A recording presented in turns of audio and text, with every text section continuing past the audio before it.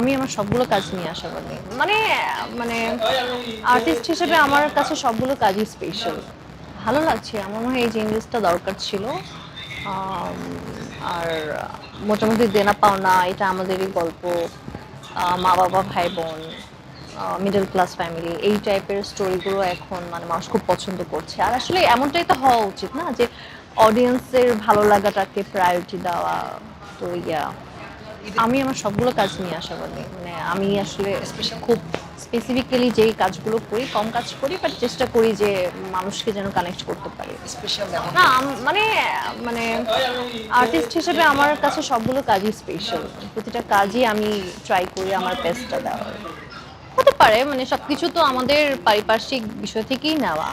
তো মানে আমাদের অনেক সময় হয় না যে একেক মানে সেইম আইডিয়া অনেক সময় ২ জন ফ্রেন্ডের মাথা থেকেও আসে। সো এটাকে আসলে মানে রেসপেক্ট করা উচিত। এটাকে আসলে ওইভাবে না দেখাই ভালো। আমি খুঁজি যে আমার ক্যারেক্টারটা কতটা ইম্পোর্টেন্ট।